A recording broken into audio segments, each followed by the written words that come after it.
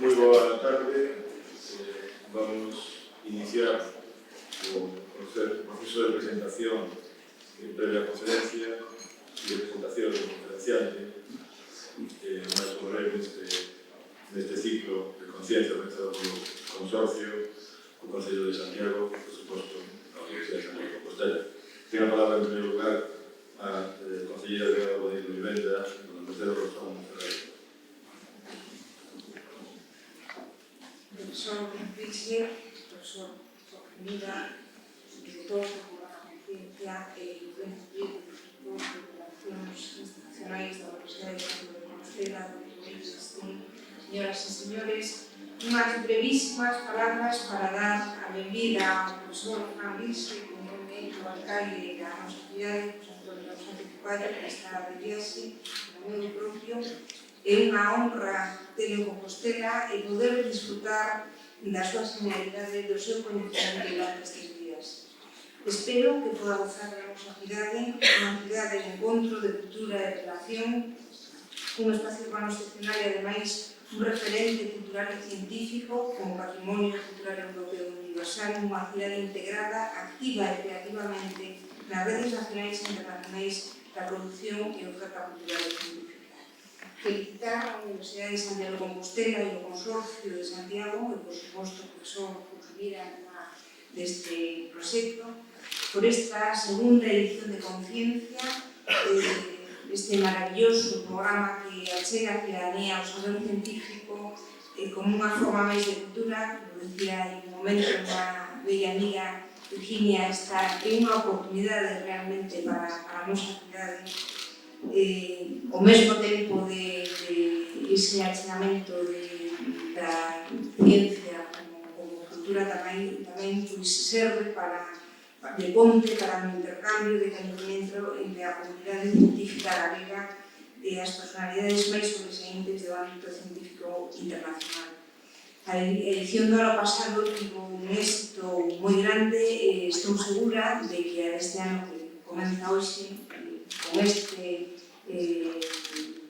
completo do salón real dos tantos reis católicos, pois vai a ser un éxito aseguradísimo.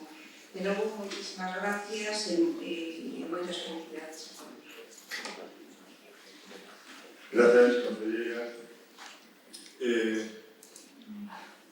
Mais unha vez, dixen antes, repito, estamos presentando o programa ConCiencia e unha actividade deste programa. Tuvemos xa a oportunidade de saudar ao profesor Wilczek na reitoría esta mesma tarde, de compartir con él uns minutos moi agradables, de que asinase no noso libro de honra. E, despois de unha actividade moi completa, desde que chegou, de xantares multitudinarios, de rodas de prensa multitudinarias, por fin chegou a hora do realmente importante, do motivo polo que está, non o único, pero sí un dos principais polos que está chegando. Esta conferencia, que polo que vemos levanta a expectación non inédita, porque non é inédito este tipo de asistencia a este ciclo de conferencias, ou a este tipo de xornadas, pero que demostran que existe efectivamente un público interesado como non debería ser menos unha cidade académica como esta. En todo caso, é unha expectativa merecida polo mérito e polo coñecido prestigio da nosa comunidade. Welcome, dear professor.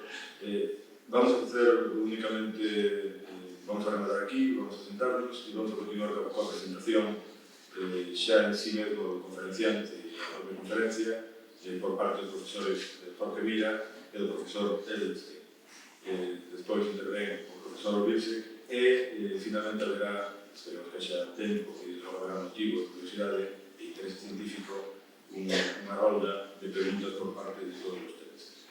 Sen máis, continuamos coa presentación xa en sí, non a formal, senón propiamente a da conferencia científica. Muchas gracias.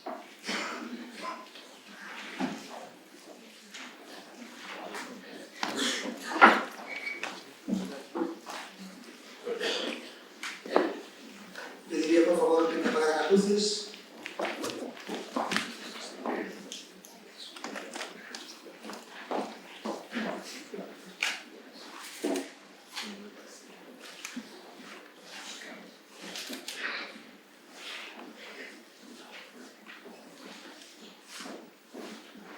todas as luces.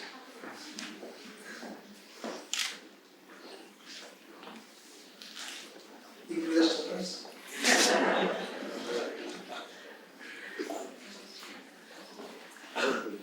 Bueno, pues, boa tarde, noite a todos os presentes. Teño que dicir que estou simplemente agradado por este tremendo éxito de público. ¿No se escucha?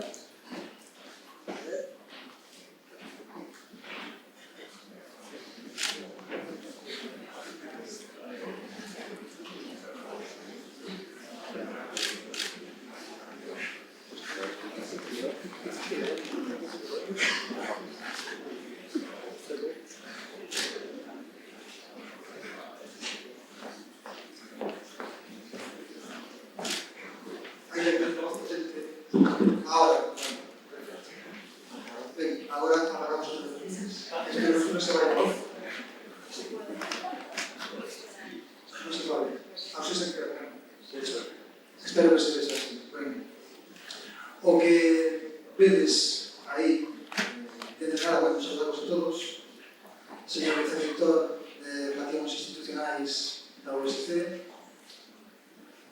dona Mercedes Rosón, conciliadora delegada de Urbanismo de Santiago de Compostela, profesor Wilczek, doutor José Einstein, donas e cavaleiros. O que vedes aí é o símbolo do Programa ConCiencia, unha marca de imaxe que se fixo usar na edición do ano pasado e se decidiu conservar para este, porque ilustra bastante ben o que é a esencia do programa. Un programa que pretende ser de elite no eido da divulgación científica e ao mesmo tempo facer que esses cráneos medren pola intensidade dos actos que estas visitas como a Dios se nos envía. O programa empezou así un poquinho dunha maneira autoexplicativa porque era unha iniciativa sen precedentes ou sen un modelo previo. O ano pasado demostrouse que fora un éxito tremendo, ainda que o feito de que os actos se desenvolveran no campus universitario da USC axudaba bastante porque non había máis que pechar as aulas e aquí nos asistía, pero este ano o Consorcio de Santiago e a USC, que son os dous alicerces fundamentais que permiten que este programa exista, decidiron abrir máis se cabe estes actos á ciudadanía e integralos en locais propios da cidade como en este caso. Dicir que ConCiencia, a marxe de ser a típica charla a que se invita a unha persoa moi coñecida, tamén quere que esa persoa anide no tecido investigador da USC e se pone en contacto cos seus investigadores, os que desexan afins. E iso, na experiencia do ano pasado, foi bastante o éxito, posto que permitiu coñecer bastantes cousas que foron despois amortizadas a medio prazo.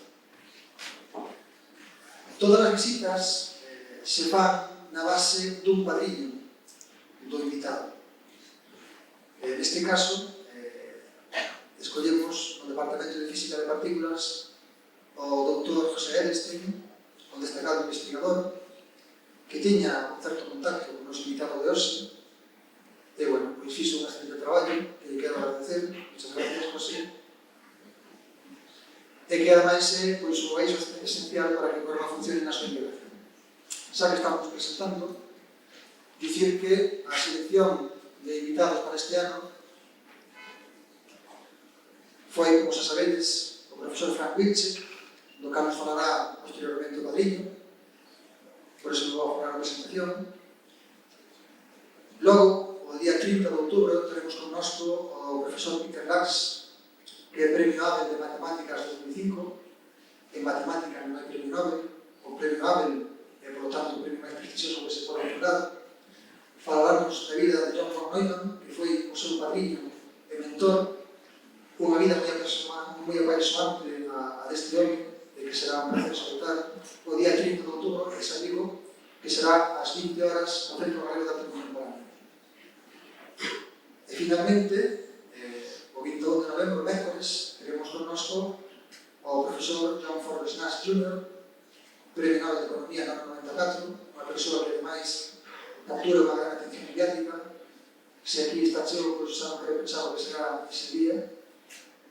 E, bueno, en resume, quero dicir que trátase de unha oportunidade única para a cidade de Santiago de Compostela poder ter aquí estas persoeiros e, de feito, tanto o consorcio como o USC traéndoos aquí pretenden reforzar esa imaxe de excelencia e de foco de cultura e de pensamento que debe ser Santiago de Compostela. Bueno, pois, sen máis, cedelles a palabra ao Dr. José Einstein para que proceda a presentar o invitado.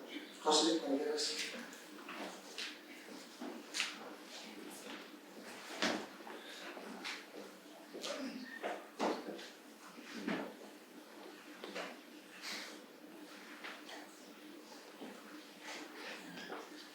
Bueno, ante todo quiero agradecer a Jorge por esta oportunidad, que para mí es un gran honor la poder presentar a Frank Wilczek.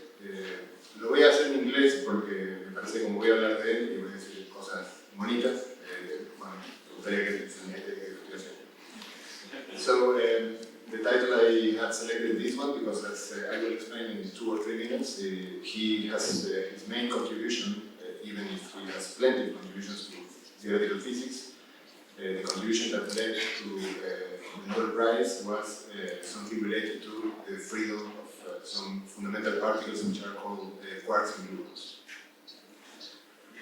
So let me first tell you that well, Frank Wilczek, one of the special things of him is that he's an extremely precocious man, and as we see in this picture, he was 13 years old here, and he was already thinking in becoming the president of the US, I guess. Well, he was also ambitious.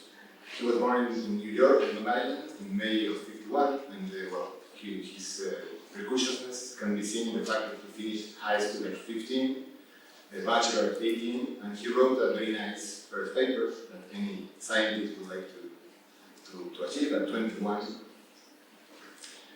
This is Frank Wilczek around when he was 21, and his first paper precisely answered a very specific and important question in particle physics. By that time, there was the idea that the protons and neutrons and the neutrons that are inside the nuclei were composite particles. Experiments throwing highly energetic particles to the nucleus, as it's shown in the picture down there, seem to show that the particles inside the protons and neutrons were free. So they were like basically 3 particles moving freely inside a sort of bag. But on the other hand, they were responsible of keeping all the protons together in the nucleus, which is, as you can imagine, protons have positive electric charge, so they would repel each other. So there should be a very strong force that tied them together in the nucleus. So it was very fascinating how force could be strong enough to keep the nuclei together, and on the other hand, weak enough to such that we can see the particles moving freely inside the proton. Okay, what he discovered is that, well, together with his former advisor, David Gross, is that these quarks and gluons have a very strange property, which is normally whatever interaction you may think of, if you want to have objects free of each other, you would pull them apart. These quarks are very strange characters. I mean, they are exactly the other way around. If you want to pull them apart, as we saw in the picture, they are tied to each other. But if they are close to each other, the closer they are to each other, the more free they move. So this is, well, I don't want to give it in big details, but this is a picture in which you can see the strength of the force between quarks, and you can see how this strength decreases when the distance gets small. Okay, so this first paper of his career led to the Nobel Prize, well, many years later, when it was completely clear for the community that this property was true and correct. Well, this is actually the picture. The picture below is him with David Gross. He shared the Nobel Prize with David Gross and with David Pulitzer, who also independently arrived to the same conclusion. Well, besides this, I mean, this might be enough to be here waiting to to hear his talk, but I should say more things about him. First, I think that among the, not only among the Nobel Prizes, but also among the theoreticians all around the world, it's very hard to find someone with the versatility of Frank Wilczek. He has groundbreaking papers in condensed matter, cosmology, quantum computing, astrophysics, and long, etc. I mean, in all these fields, his papers are extremely relevant and he's well appreciated in all these fields. In these times in which everybody is so specialized, it's very unusual to find someone like him. Also, he's well known, maybe by some of you, because he dedicates a lot of energy in popularizing science through articles, regular articles in Physics Today and also in Nature, and he even plays piano. Well, so we hope that he will feel in this room as he felt in the past among friends, and we hope to, well, I'm sure that we will hear a very interesting conference about what is strange in our universe. Well, thank you very much.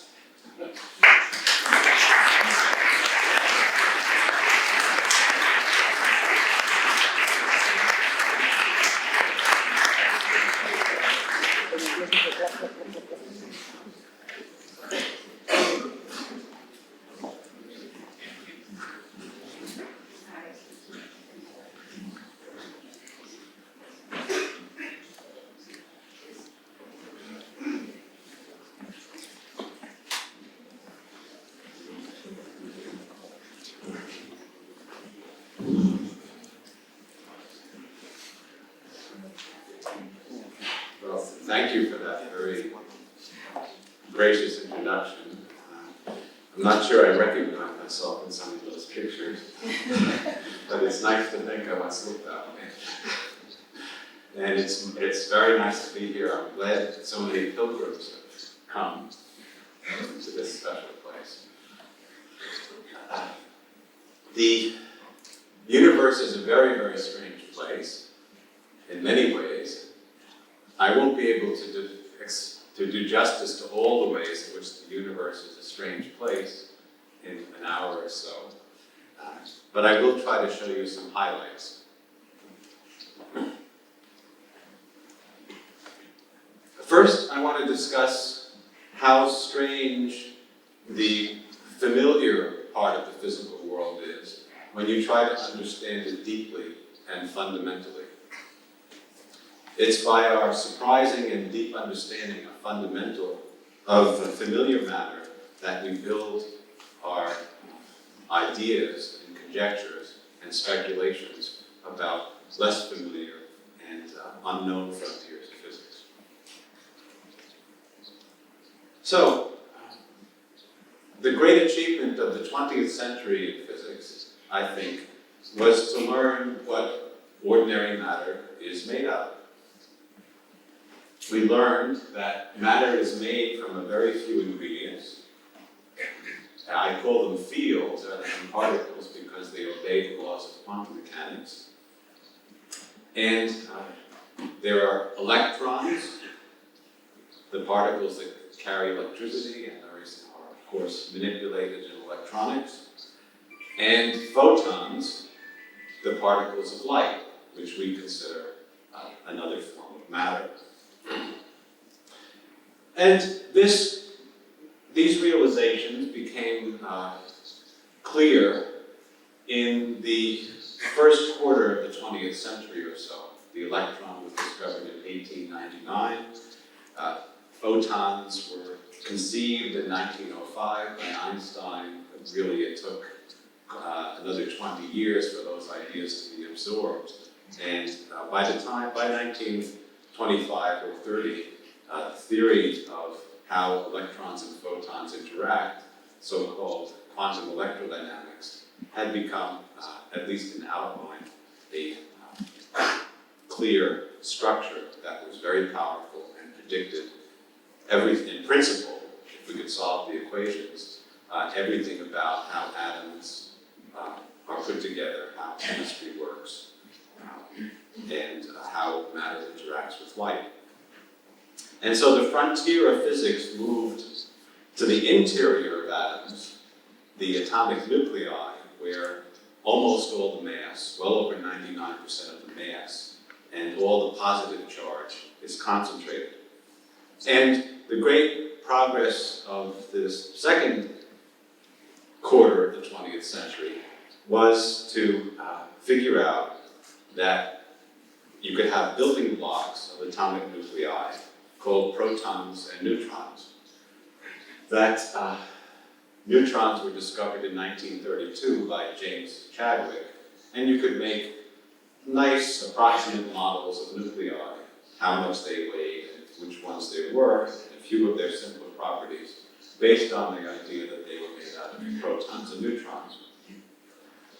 Then the great progress of the third quarter of the 20th century was to learn that this is wrong. Because when people tried to carry out the theory of protons and neutrons in detail, what they tried to do was figure out what the forces are between protons and neutrons. And basically the strategy was to shoot protons and neutrons at each other and see how much they swerved. Then by studying how much they swerved as a function of how fast you shot them at each other and how nearby they came to each other, you could reconstruct what the forces were. When people, however, did that, they were in for a big surprise because the particles didn't just swerve, but they produced new particles, wholly new particles, not protons or neutrons, heavier particles that were very unstable, but otherwise resembled protons and neutrons. So instead of things looking simple and the problem being to figure out what the force between protons and neutrons were, it became clear that protons and neutrons didn't obey any simple equations, that we had to look for some deeper level of structure if we wanted to get simple equations and a real understanding of what's going on. And then, in the last 25 years, the great piece of progress has been to clarify and prove that the building blocks of protons and neutrons are things called quarks and gluons. Quarks and gluons got a very bad reputation in the early days for not existing. People made models of protons and neutrons based on their being made out of things called quarks, but no one could find the quarks. When you bashed protons into each other or protons into neutrons, you found never things coming out that had the properties of quarks, such as fractional electric charge and other detailed properties that quarks had to have if they were to be the building blocks of protons and neutrons. Well, I'm happy to tell you that this bad reputation has been overcome now. And in fact, I can show you a picture of quarks and gluons, and here it comes. This is a picture in some order of a quark, an anti-quark, and a gluon. Let me explain what it is in terms of the actual physical objects that are shown here, and then why I can say with confidence that the interpretation is that it's a quark, an anti-quark, and a gluon. So what you're seeing here is a picture of a small piece of the accelerator, the machine called the Large Electron Positron Collider that operated at CERN near Geneva throughout the 1990s. And what happened at this machine is that electrons and anti-electrons, or positrons, were accelerated to enormously high energies so that they were moving very, very close to the speed of light, within a part in a trillion of the speed of light. And then they're brought to collide here. When they collide, they annihilate each other, being antiparticles, one of the other, into what physicists call a virtual photon, which you can think of as essentially pure energy. And then, according according to our theory, the pure energy should materialize as a quark and an anti-quark, at first. But this is where asymptotic freedom comes in. What asymptotic freedom says is that when you have rapidly moving quarks or anti-quarks or gluons, these particles that protons are made out of, the particles that are in the so-called strong interaction, then processes in which quarks and gluons radiate other quarks and gluons, but the radiation moves in the same direction, so it follows the same direction of flow. Those are very common. Those are easy to happen. But events or radiation that significantly changes the direction of flow is rare. That allows us to have our cake and eat it too, in a phrase from English that I hope you know, or to have our quarks and eat them too. That is, the quark set out the direction of flow. The extra radiation doesn't change that direction, so we can see which way the quark is moving. And yet it's consistent with the idea that we don't see single quarks. No one's ever seen an isolated quark or gluon. You see these jets of particles that are formed from the radiation moving in the same direction that they emit. So this is an event.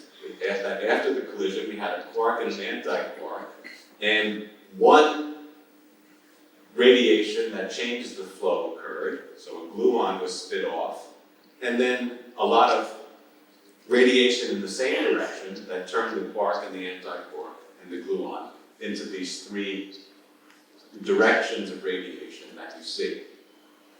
This is a so-called three-jet event. Some of the professors who work here were instrumental in discovering these kinds of three-jet events at the collaboration called L3. This three jets occur about 10% of the time because the radiation that changes the flow is rare. That's how rare it is. It occurs about 10% of the time. About 10% of 10% of the time, you'll see a fourth radiation, so 4 jets, and so on. Now, the theory allows you to calculate in great detail the properties of quarks and gluons. Quarks and gluons can't be seen, but these jets can be seen. You can measure their angles, you can measure the amount of energy that each one has and how they share it, and you can compare in great detail what the theory predicts with what's observed. And of course, I wouldn't be telling you about it unless the theory was verified by the experiment, and it has been. So hundreds of millions of events were studied, and the theoretical properties of quarks and gluons were verified in great detail from that study. One aspect of this that is philosophically very important and striking is that even to begin to understand what's happening here, you need to use the most surprising and shocking aspect of quantum mechanics, which is that it predicts that the results of experiments are only determined probabilistically, that you don't get the same result every time you do the same thing. Because what's being done here is hundreds of millions of times the same thing, namely an electron and positron, which we know by many pieces of evidence are essentially structureless point particles, collide together and something happens. In classical mechanics, if you could predict the future uniquely from the past, the same thing would happen each time, and the billions of euros that were spent to build this machine would have given a very disappointing, dull result. Namely, we see the same thing 100 billion times. But in quantum mechanics, we learned that we're supposed to predict only probabilities, and that different things will happen, even if you do the same thing over and over again. And our quantum mechanical theories predict these probabilities correctly. The equations that are involved for quarks and gluons, I said, were simple equations.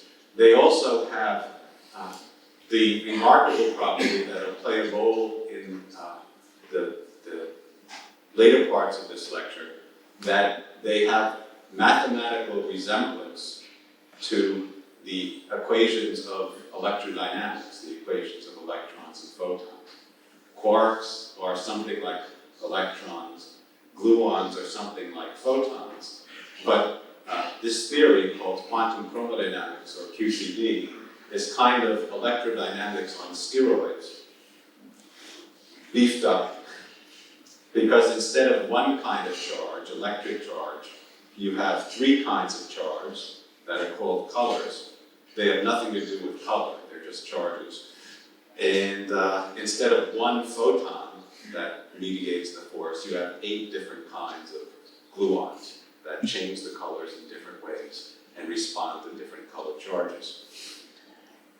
Well, this lovely theory and very detailed experiments that verify the theory left us still with a great challenge, because the theory has a very peculiar property that its elements, that is the quarks and the gluons that are after all supposed to be making protons and neutrons, have almost zero mass. The gluons have zero mass, rigorously, according to the theory, and the quarks that are important for nucleons, that for protons and neutrons, that is the so-called up and down quarks, have masses that are less than 1% the mass of the proton and the neutron. So we're left with the challenge of understanding the mass of protons and neutrons, which after all is most of our mass, most of the mass that you study in chemistry or biology or geology or any of the subjects that use the physics of ordinary matter, how that mass can arise from massless building blocks. This would have been strictly impossible in 1904.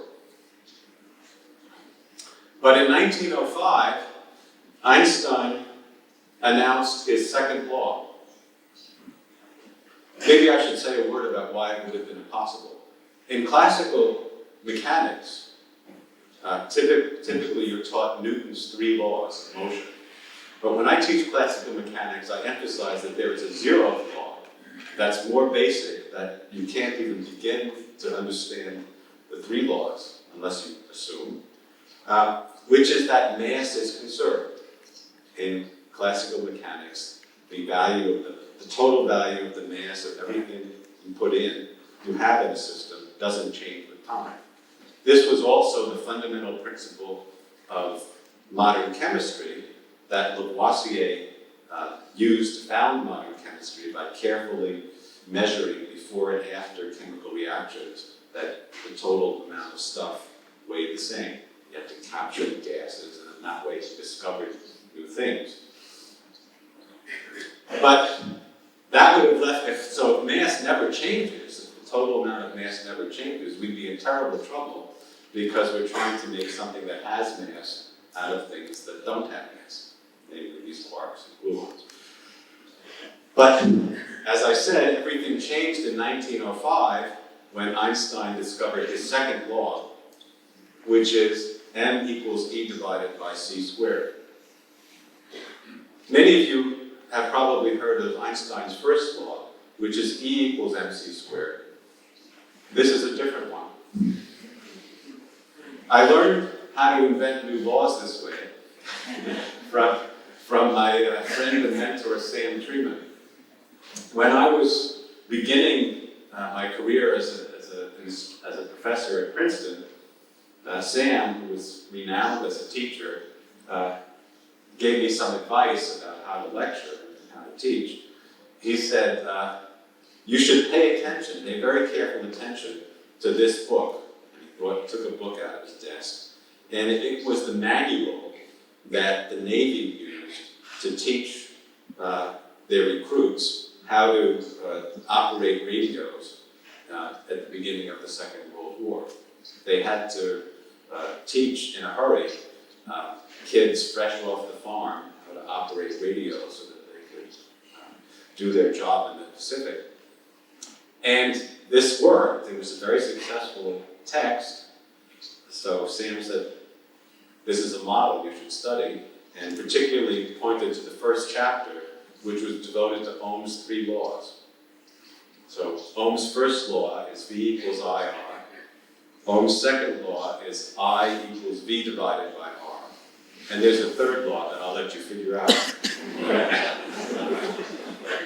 Now, for those of you who know some algebra, of course, it's kind of a joke, because each of these laws is equivalent to the other by simple algebraic operations.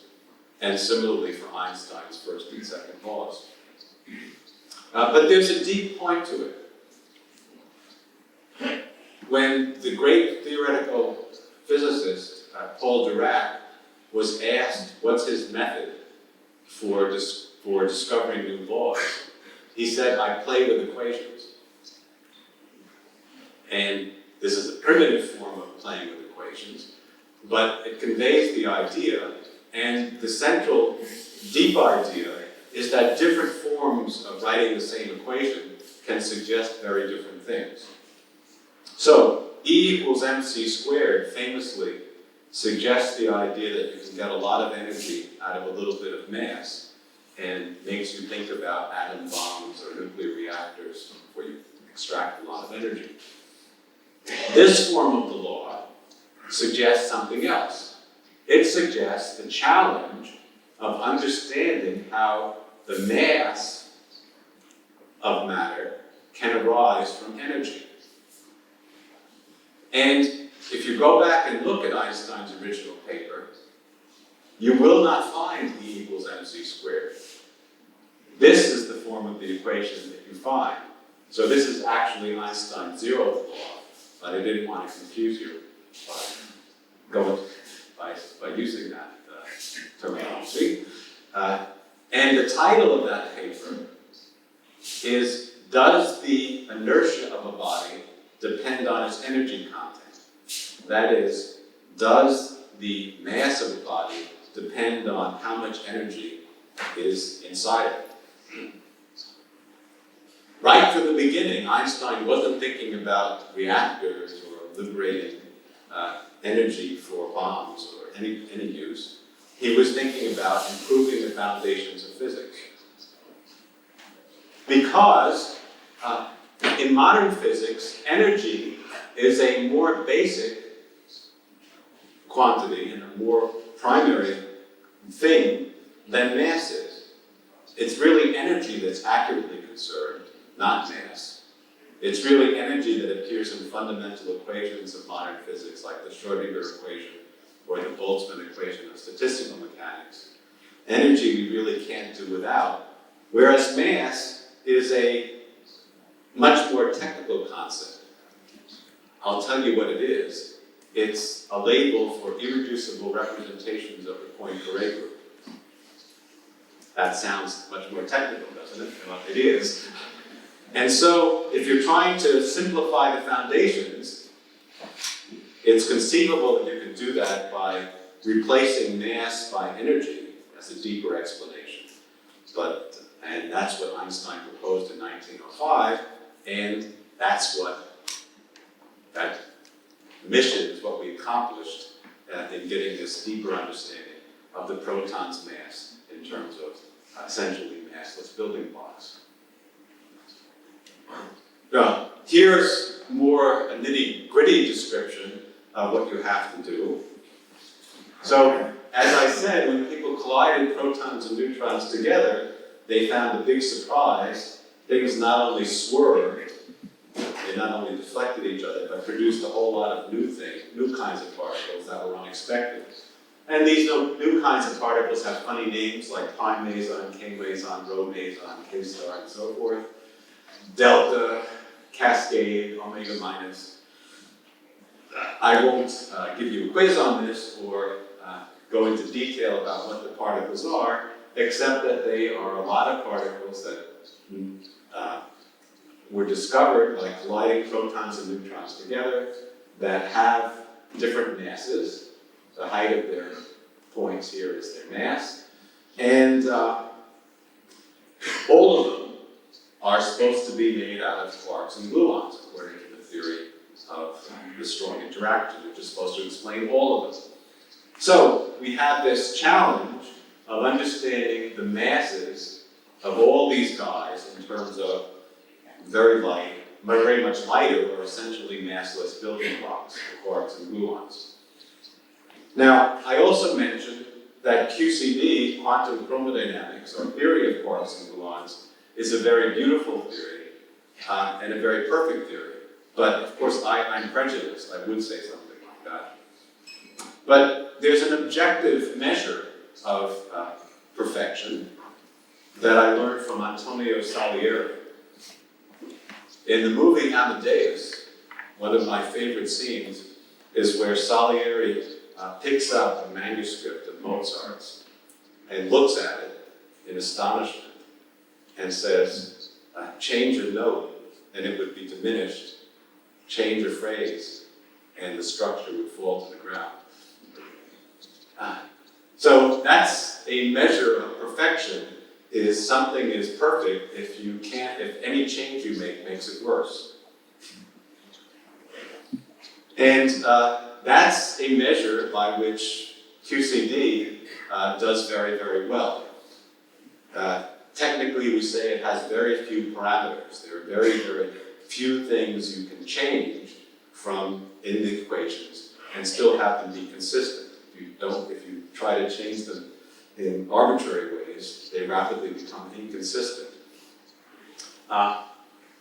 In fact, there are exactly three things that are relevant that you can change here: the mass of the light quark, the mass of the strange quark, and the overall strength of coupling.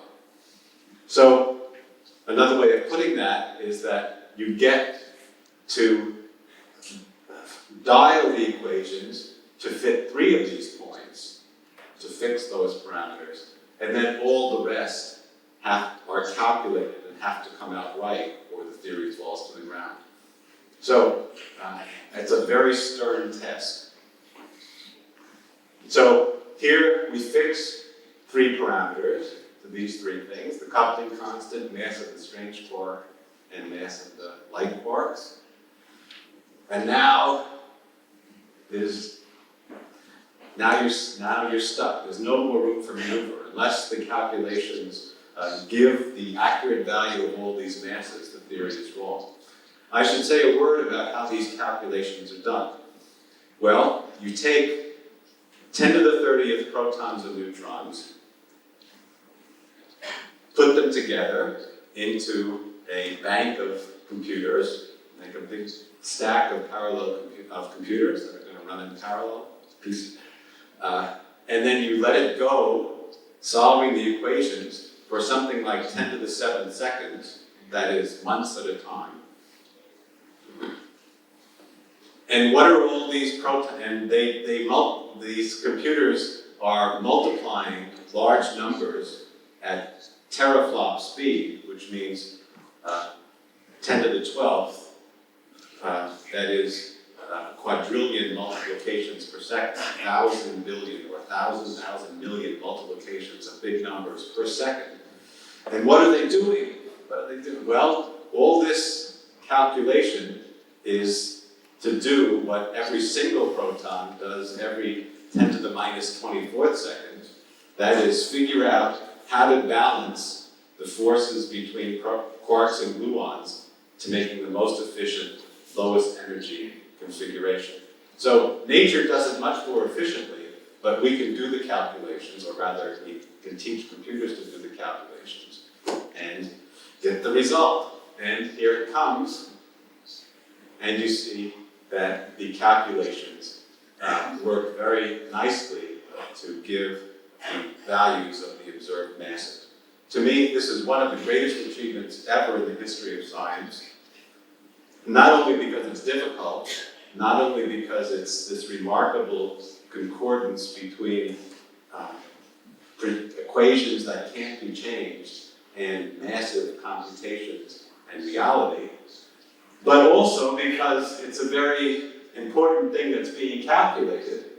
This N stands for nucleon, that means proton or neutron.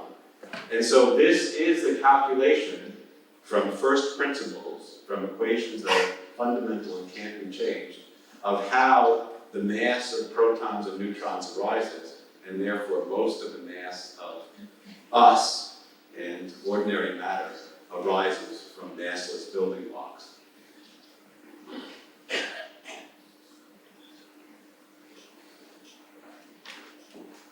Now, because we have now two different impressive sorts of triumphs of the theory, that is, these jets and the quantitative description of their relative probabilities, and the masses of particles, we have a lot of faith that the theory is actually correct. So we can now use it to calculate with confidence things that are philosophically important or conceptually interesting. So one thing that's interesting is to look inside the computer and to see what it's computing, besides the numerical value of these masses, what's actually happening as it's solving these equations. What are the quarks and gluons doing? Now, in the computer, you want to have a proton or a neutron, one of these other particles, but most of the computer will be representing empty space. So we can see what empty space it looks like.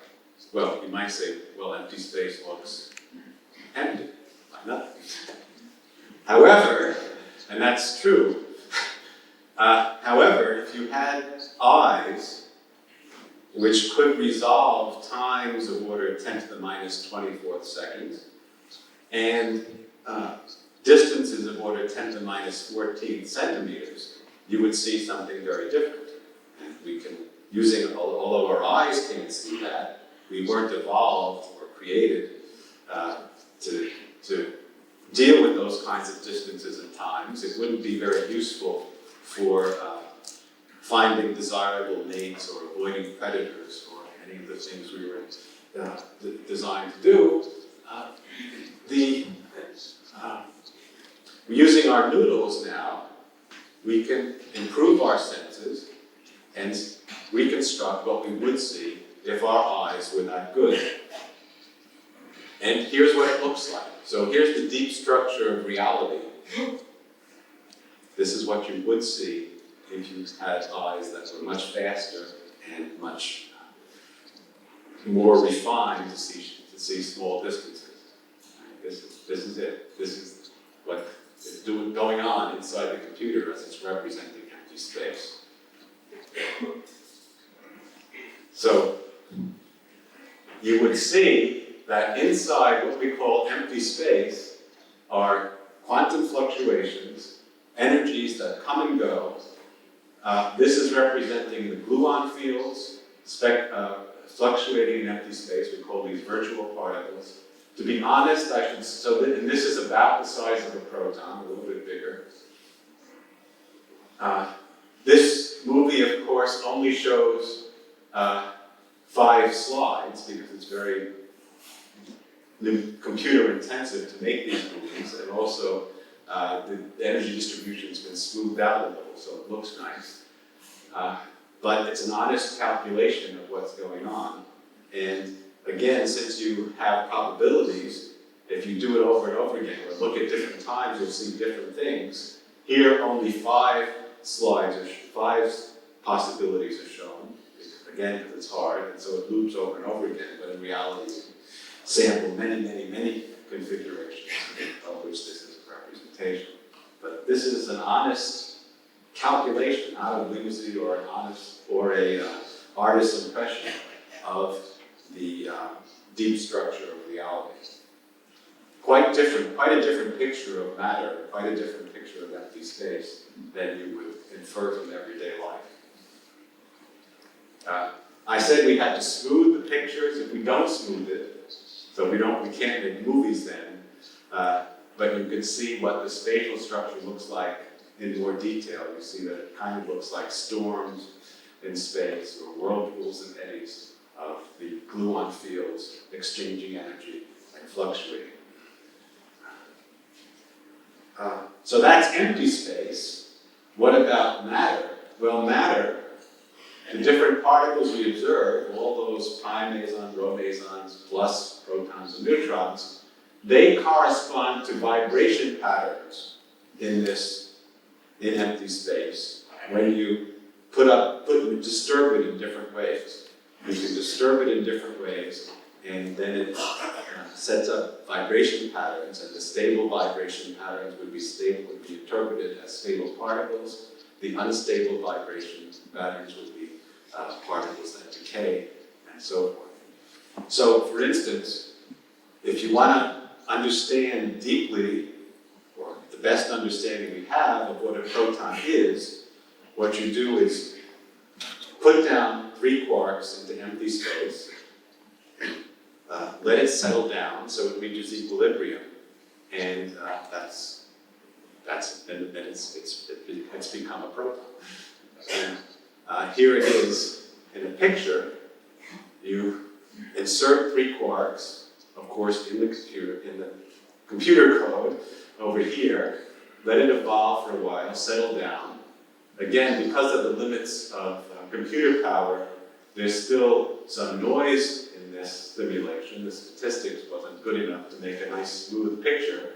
So this is an honest representation of the energy distribution. You can make a cut, and all the fluctuations that we showed before have been averaged over. So this is the remaining disturbance when you average over those fluctuations to get just the disturbance in the fluctuations.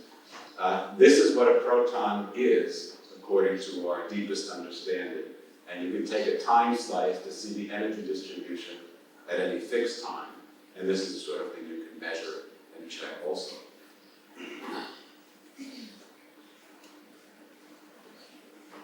So let me conclude this part of the lecture by writing a little bit of poetry and equations.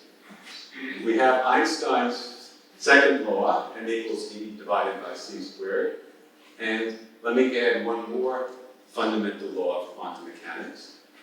In quantum mechanics, the energy of a physical system is related to the frequency at which its wave function vibrates according to the Planck-Einstein relation, energy equals Planck's constant times frequency. So that's the second relation. Or, doing a little algebra, you learn that associated with a disturbance that has mass m, the vibration of the wave function should have frequency mc squared divided by Planck's constant. And this is the way the masses are actually measured. You can't put scales inside the computer to measure how much these particles weigh. What you actually measure is how fast the wave functions vibrate. And that's how you get the masses from this relation. But think about what this relation is. What we do is disturb empty space, which you can think of as plugging it, by putting something down, somehow making it excited, and then seeing how it vibrates. That's exactly what we do with the musical instrument. We sense its vibrations, of course, as tones. And so, if you think of space as a big three-dimensional musical instrument, what we're doing is seeing what tone that musical instrument can emit. The masses of particles are, in this very literal sense, the tones, the frequencies of the vibration patterns of empty space. the ancients and many later mystics have been inspired by the notion of the music of the spheres. This was the idea that just as musical instruments vibrate periodically, and that's what we hear as music or sound, that since the planets move periodically, they should be emitting some kind of music. And that's the music of the spheres. Now, although that was a very inspiring notion, even to people like Kepler, it never became a very precise scientific notion, so I put it in quotes. Now we have something that's better because it's true and precise. And it's also more startling, and so it requires more imagination. We really have the music of the void, whose notes are the masses of different particles. So that's our deepest understanding of ordinary matter, and I hope you agree it's pretty strange. Just as we were getting satisfied with our understanding of ordinary matter, and we had a very convincing and complete theory of it, the astronomers discovered some big surprises for us, which restored our humility. Because they discovered that this ordinary matter, the matter that's made from quarks, gluons, electrons, and photons, the matter that they're made out of, the matter that we study in biology, chemistry, geology, astronomy until recently, that ordinary matter makes up only 5% of the mass of the universe as a whole. If you've seen pictures of Earth from space, or for that matter, if you just look out at the night sky, you see that there are vast empty spaces where there's not anything visible. So the visible matter only occupies a very small region of the universe.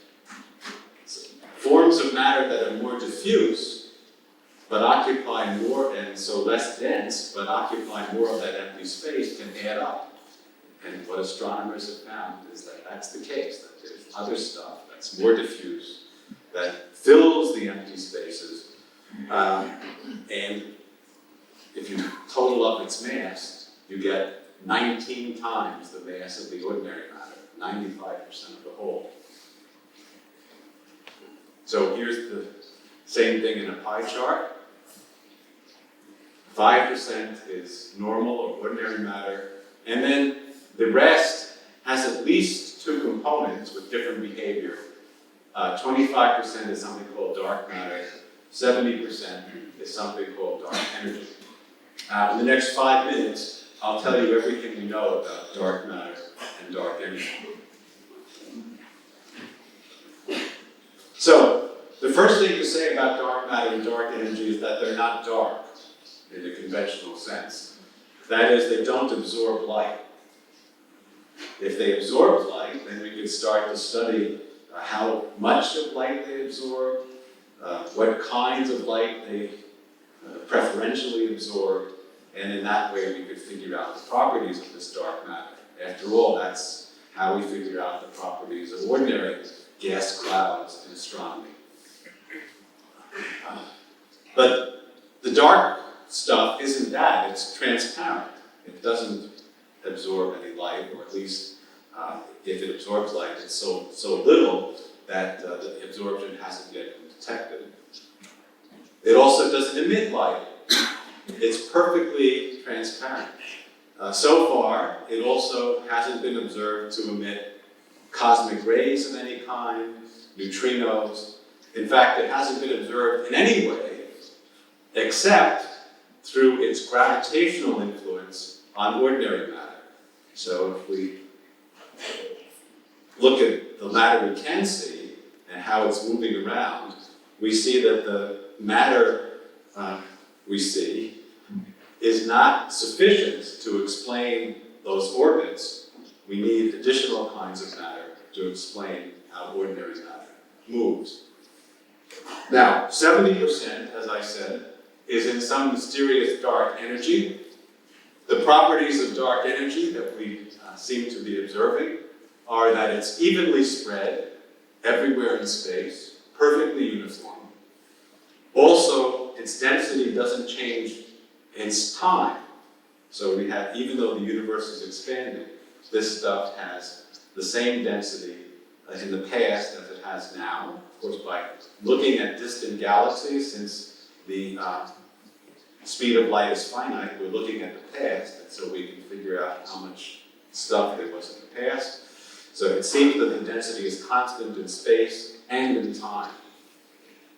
This is associated with the dark matter having negative pressure, and I'll be happy to answer questions like that afterwards, about it afterwards, but I don't want to pause to explain that in detail. So, and then 25% is something different. This is called dark matter. Dark matter is not uniform. That's the big difference with dark energy. It also doesn't have this negative pressure. It has essentially zero pressure as far as we can tell. It clumps, but not as tightly as ordinary matter. So now I'm going to show you a picture, which is a lie, but almost all pictures in astronomy are lies, because they involve heavy image processing.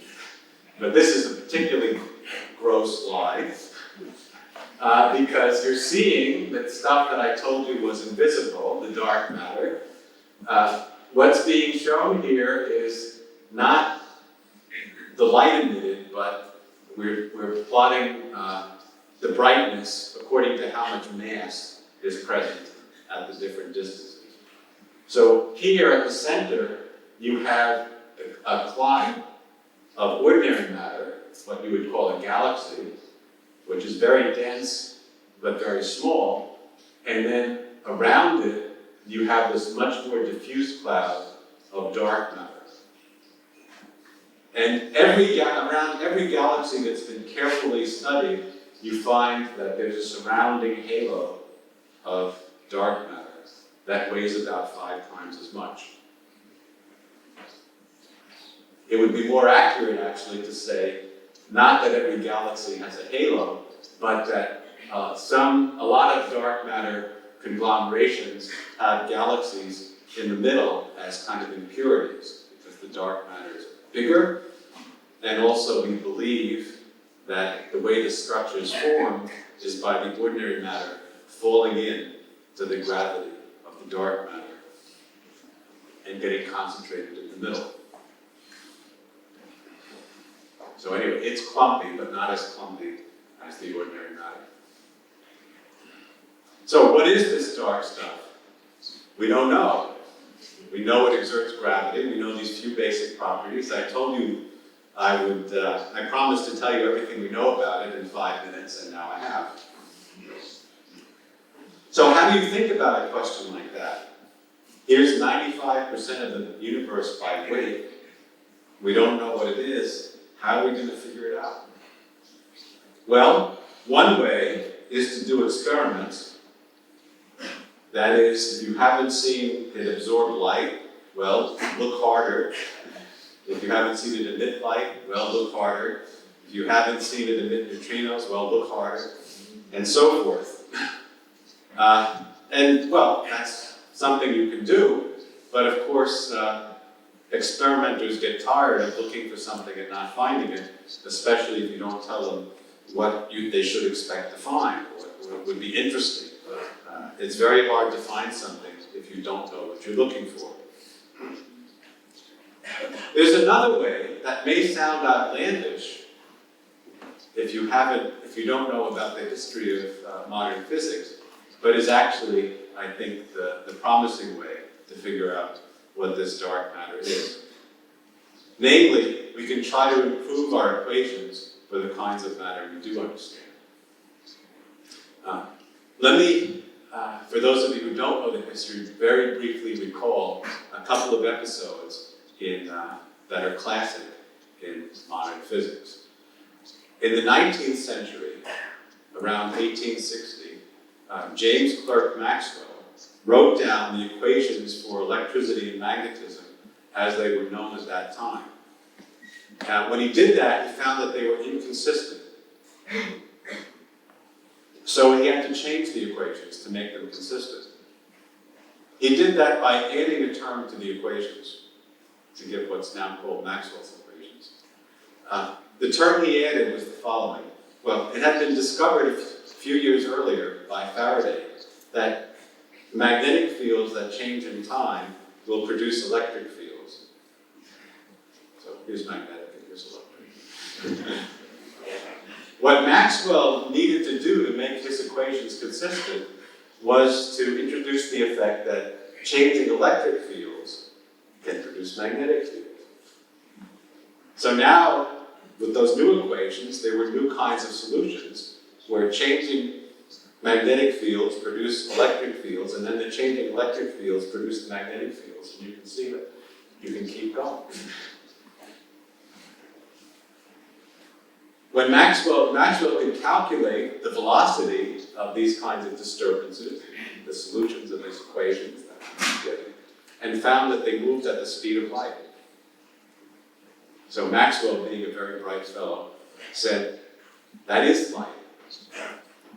And to this day, that's our best understanding of what light is. It's a disturbance in electric and magnetic fields, just as protons are disturbances in quark and gluon fields. But there was more. He not only brought light into unity with electricity and magnetism, but there were additional solutions that corresponded to things that moved faster, oscillated faster than light, or oscillated slower than light. Because you could have oscillations of different frequencies. That would be solutions of the equation. Those today are things we call infrared radiation, microwave radiation, radio for slower oscillations, and ultraviolet light, X-rays and gamma rays for larger speeds of oscillation. So,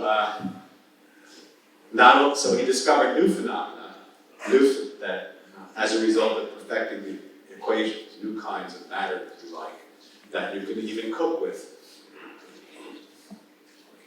Similarly, in the 1930s, Paul Dirac, who I mentioned before, wanted to improve the equation for electrons.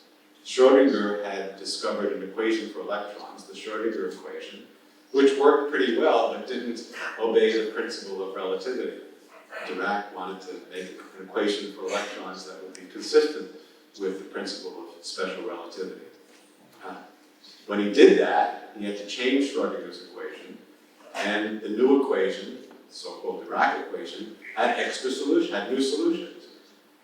These solutions turn out to describe anti-electrons, the positrons that we mentioned before. So by improving the equations, he predicted the existence of a new kind of matter, namely antimatter, anti-electrons. So by improving the equations, you can improve them. You have extra solutions. Those solutions correspond to new physical phenomena. In addition, now we understand the universe, enough about the laws of physics that if we change the equations, we can figure out what they mean for cosmology. That's easy to say. Is there some way to check it? Well, yes, there is. This is a picture of our little bang. What's shown here is what happens at the RIG accelerator, the relativistic heavy ion collider on Long Island in the US. When you collide gold nuclei that are accelerated to also very, very close to the speed of light, in a very small volume and for a very brief time, you reproduce conditions that were last seen in the universe when it was about 1,000th of a second old, very close to the origin of the Big Bang, and we can check whether our theoretic description matches what is observed, and it does, at least crudely. You can imagine it's rather difficult to describe this in detail, but by following the flow, the same kind of philosophy I showed you, in using jets, you can make some predictions and check that they work. So, if we improve the equations, we'll predict new phenomena, and we can see what those new phenomena mean for cosmology. If we're very lucky, we might figure out, by improving our equations, what the dark matter is. So, I won't explain these different things in detail, but I did want to indicate that fundamental physics is very exciting because we have several attractive ideas for improving the equations of physics. Each of them predicts new phenomena that will be tested in the future experimentally, whether they exist, whether they're accurately described by our proposed extensions, improvements of the equations of physics. Each of these topics could easily be the subject of a 1-hour lecture, and it breaks my heart not to expand on all of them, but I'm a merciful man, and so I won't spend an extra 4 hours describing all these things. What I will do is, in the next 10 minutes or so, describe briefly how a couple of these ideas about unification and supersymmetry illuminate the dark matter question, because those ideas are particularly ripe, and the experiments to test them are particularly hot. That is, they're coming very soon. So, I told you that the mathematical structure of our theory of quarks and gluons, quantum chromodynamics, is very similar to the mathematical structure of electrodynamics. It's kind of electrodynamics on steroids, based on the idea of having 3 kinds of charges and gluons that respond to those charges instead of one charge, and photons that respond to the charge. So the fact that these mathematical descriptions are so close suggests that there should be a unified theory, a unified description, in which we would see them both as different facets of one underlying bigger theory. Just as if you have 2 sides of a die that seem to resemble each other, they have the same size, just that one of them has a 1 and one of them has a 3, one of them has 1 charge, the other has 3, you might think that there's actually a die that has different pieces that they fit on. That intuition becomes even stronger when you add in our description of the another basic force of nature, the weak force, because it too has a very similar mathematical description. And when you implement that idea, make a unified theory, change the equations to implement that idea of bigger symmetry and a more unified theory, you find that a lot of things make sense, work out, and illuminate things that were obscure before. For instance, the bigger theory explains why there are both quarks and leptons. It explains why quarks have funny electric charges and many other strange details of the standard model of physics. However, one thing doesn't work. And of course, if one thing doesn't work, that's enough to make the theory in deep trouble. The thing that doesn't work is that if these different interactions were actually just aspects of one unified interaction, they should have the same power, the same strength. But they don't. The strong interaction is called strong for a reason. It really is stronger than the other interactions. A manifestation of that is that the atomic nuclei, which are bound together by the strong interaction, are much smaller, more compact than the atoms, which are bound together by the weaker electromagnetic interaction.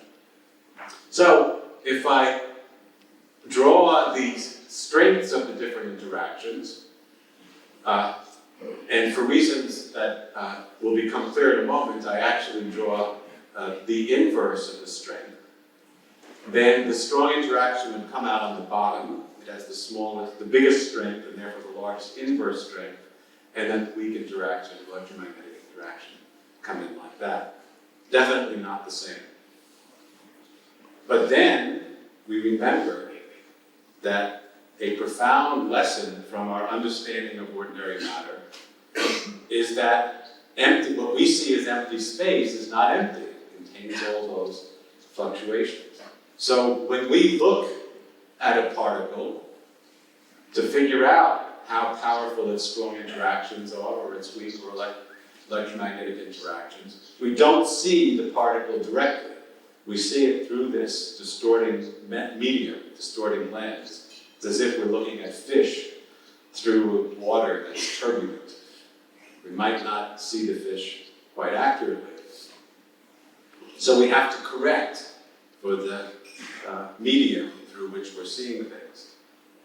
The unification, if it occurs, should relate to the most basic properties of the particles that we see after we correct for the medium, go down to short distances or equivalently high energies. So that's very difficult to do experimentally. On this kind of plot, each tick on the bottom represents a factor of 10 in energy. So the accelerator that's being built now, the LHC, will allow us to probe energies here, whereas existing accelerators are here, 3 ticks or 2 ticks, at a cost of about 10 billion euros. And then it gets really, really difficult after that. So experimentally, we can't go very far, but using our noodles and using our theory and calculating, we can correct for the medium down to much shorter distances. So this is what happens to the strong interaction as you go to shorter distances. The strength gets smaller, that's asymptotic freedom, so the inverse strength gets bigger in a way you can calculate. And if you plot things this way, with inverse coupling and logarithm of the energy, it's a very simple, almost straight line. And the width of this line represents the experimental uncertainty and how accurately it's been measured. Okay. So now we can also do this to the other interactions, see if it unifies. If we add in the weak interaction, sure enough it unifies when we correct for the distorting medium. But of course, 2 straight lines do tend to meet at a point, so this is not as impressive as it could be. Things could have gone wrong. The slopes could have been different, or for that matter, the theory could have predicted something other than straight lines, but one would like more convincing evidence for unification than this. So fortunately, we can bring in the third interaction and see whether they unify. So here it comes, the third interaction. Almost, almost, but not quite. They don't quite come together, you see. Although they seem to want to, they don't quite do a good job of it. It doesn't work. Now, if we followed the advice of Sir Karl Popper, the philosopher of science, who tells us the goal of science is to produce falsifiable theories, we could celebrate and declare victory at this point, because we produced a theory that's not only falsifiable, but actually false. What could be better? But of course, that's not the way we think. When we look for, we have a beautiful idea that almost works, we look for ways to truthify it, to make it right, to make it actually work. So here's the idea we falsified, apparently, the idea that we can unify the description of electrons and quarks and we can unify at the same time, unify the description of photons and gluons. They differ with each other only in that this is electric charge and this is color charge as well as electric charge. So unifying the colors and charges leads to this kind of unification. Well, in retrospect, even if it worked, this would not be the ultimate in unification because it still leaves two kinds of things in the world. Okay. The electrons and quarks are fundamentally different from the photons and gluons. So another nice idea, if we could do it, would be to change the equations, to expand the equations in such a way that these get unified too. And that's very difficult to do. We only know one way to do it. It's something called supersymmetry. I won't attempt to do justice to the technical aspects of it, just to say that it's an extraordinary feat of theoretical physics that you can unify the description of things that seem so different as electrons and photons. For those of you who know some physics, electrons have spin 1/2 and obey Fermi statistics, so they don't like to squeeze together. Photons have spin 1, different spin, and love to be squeezed together. That's how you get lasers. Yet you can make a unified theory of them using this concept called supersymmetry. But it involves expanding the equations, just as for Maxwell you had to expand the equations, just as Dirac had to expand the equations. And that means more stuff. In this case it means more particles, and also more relevant at the moment. It means that the distorting medium that we have to correct for is different. There are more kinds of distortions because of the new kinds of particles and fields that have been introduced. So we have to redo the calculation, including supersymmetry. And if we do it, including the supersymmetry, we find that unification hearts supersymmetry, that when we make this modified correction, the unification works accurately. And as a bonus, we can consider the other interaction in the standard model, the other basic force of physics, gravity. Now, gravity presents a real problem for unification because it starts out being tremendously weaker than the other forces. So I plotted here the difference between the intrinsic strength of the different forces as observed at low energies, comparatively low energies here. And you see that the strong interaction is about 10, the electric interaction is about 60, so these are inverse interactions. It means the strong interaction is about 6 times as strong as the electric interaction in these units. In the same units, the gravitational interaction would be 10 to the 40th, 1 followed by 40 zeros over here. So its inverse strength would be that large. Its strength would be that small. Way outside the known universe is gravity. Doesn't look unified, it looks vastly different. However, gravity is different. It doesn't respond to electric charge or color charge or any kind of charge. It responds directly to energy. So that if we look at higher and higher energies, we find gravity getting stronger and stronger, not by some subtle quantum mechanical fluctuations, but just because gravity responds directly to energy. If it sounds peculiar for me to be saying gravity responds directly to energy, most of you probably learned in physics that gravity responds to mass. Well, in Newton's law, in Newton's theory of gravity, gravity is proportional to the mass of a body, but in the general theory of relativity, you learn that m equals E divided by c squared, and actually gravity responds to energy. Anyway, the implication is that when you make these gigantic changes in energy, gravity gets stronger very, very rapidly. So from way outside the known universe, I've calculated what gravity does, and here it comes. It roars in over here, changes much more rapidly than the other interactions, and more or less unifies with them also.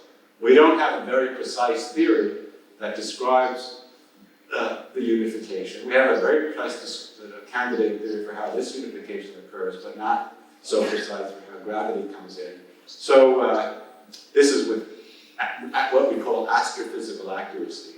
They seem to be working pretty well. So I hope you'll agree it's a remarkable convergence of ideas, and nature seems to be teaching us something. Something very beautiful, that we really have these unifications. But so far, that these bold extrapolations over many, many decades of energy, over enormous energy scales, way past what's been measured directly, is just a story. To make it scientific and fruitful, we want to have consequences of that story that we can test independently. Fortunately, this circle of ideas does have testable consequences.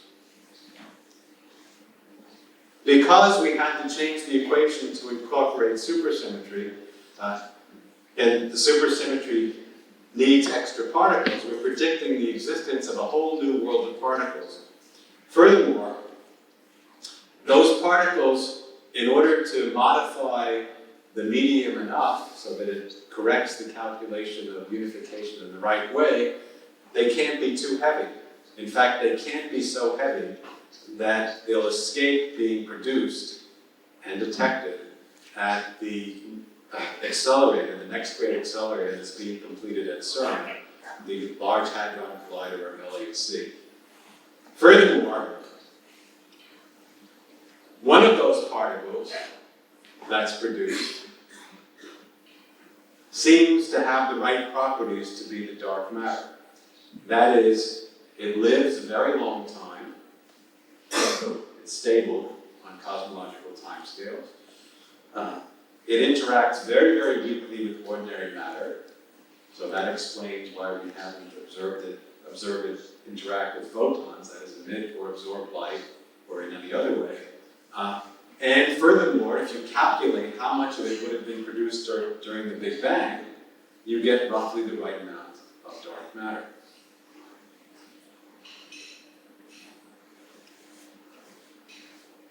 So, we built a synthesis, and it's ripe for testing. If you fly over Geneva, you can see the mountains here, you can see Lake Geneva, and then if you look down, you see something very surprising, a big red circle on the ground. No, you actually don't see it, of course. But this is the path followed underground by the Large Hadron Collider, the LHC, that's being finished now and will start operating roughly this time next year. It's 26.5 kilometers around. At it, protons will be accelerated to within a few parts per billion of the speed of light, tremendously energetic, and collided with each other. And that will provide enough energy to produce these new heavy particles if they exist. And, so we'll learn whether nature has been teaching us or just teasing us with these encouraging clues. And also maybe learn what the dark matter is. This is, to me, our civilization's answer to the pyramids, but better, because it's based not on superstition, but on curiosity, and also because it's a project of cooperation rather than command. It's not only in scale, however, that it's better, it's also because a lot more thought goes into it. This is something called the CMS detector. C stands for compact. The other detector, Atlas, is much bigger. But even this one is pretty big. More important though, it's not only big, but it's big for very good reasons. And every cubic millimeter of it is crammed with electronics and sensing devices and information processing elements that will send out the results of these very complicated collisions out to a new computer technology, the grid, which links together thousands of computers in a very intimate way, kind of the internet on steroids. That's the way we'll learn whether these ideas really correspond to reality. The people who work on this, the experimenters, are really heroes and heroines. This is work done by thousands of people, so very few people get individually recognized, but collectively, the enterprise, as I said, I think is our great enterprise of our civilization. The people who work on it are secular saints, and you can see they even have halos. In any case, because of their efforts, it's a very exciting time to be a physicist. In the next few years, we'll learn whether these hints of a grand synthesis and an explanation of what the dark matter is have been nature teasing us or nature teaching us. It's a very exciting time to be a physicist, and thank you for your attention.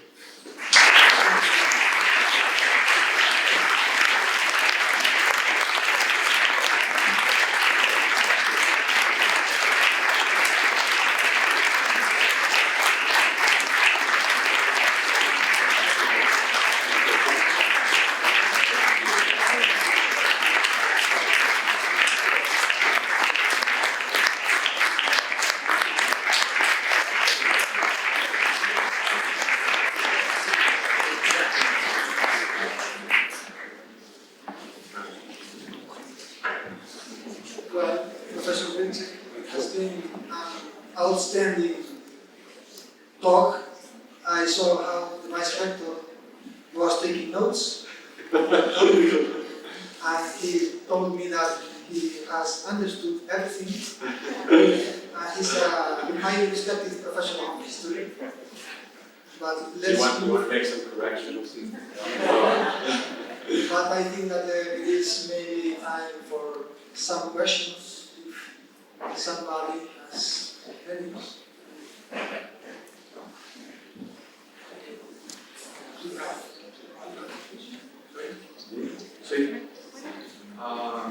Okay, so first of all, let me thank you very much indeed, because you did a beautiful and very understandable lecture. Thank you. Thanks for coming. Even for non-physics, I think. So, because I'm ignorant in this field, so I can make some stupid questions.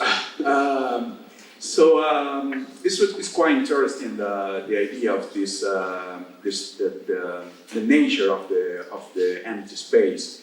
I think that according to the quantum gravity, there is some kind of quantum of space about the length of the Planck length, which is about 10 to minus 35 meters. If we think about this structure for the empty space, is there any physical prohibition for this quantum of space having a mass?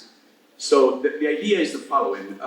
We have a full space of the universe, which is full of this called quantum of space, yes, of very small size. So if each of these quantum of space has a mass, so probably this dark matter or dark mass, which is lost in the universe, is explained by this mass of the space. So my stupid question is there any physical prohibition for the mass being in a sort of quantity, or fundamental quantity for this yes, quantum of space? Thank you very much. Okay. So, right, so let me make a couple of remarks about that. So, the first aspect of your question was asking about quantum gravity and how does that fit in to all the things I was talking about. And I would just say that what you were talking about is what happens at the Planck scale, the Planck energy. That's out here, beyond anything I talked about. So I'm safe. I don't have to worry about quantum gravity. We don't get down to that short distance in the things I've been talking about. So, and also, if we did, I'd be in real trouble because quantum gravity is very poorly understood. Now, your question was, could quantum gravity be one of the sources of this mass of empty space? And the answer is yes, there could be a contribution from fluctuations in the gravitational fields. But our problem is not that we don't have ways of generating mass of empty space. Our real problem is why empty space weighs so little.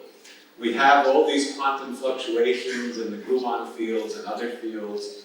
I didn't talk about it, but we also have the picture that empty space is a superconductor, is full of something called condensates, pairs of quarks and antiquarks, and then also something called a Higgs condensate, which we don't know what it is, but it's another goal of LAC to find out what it is.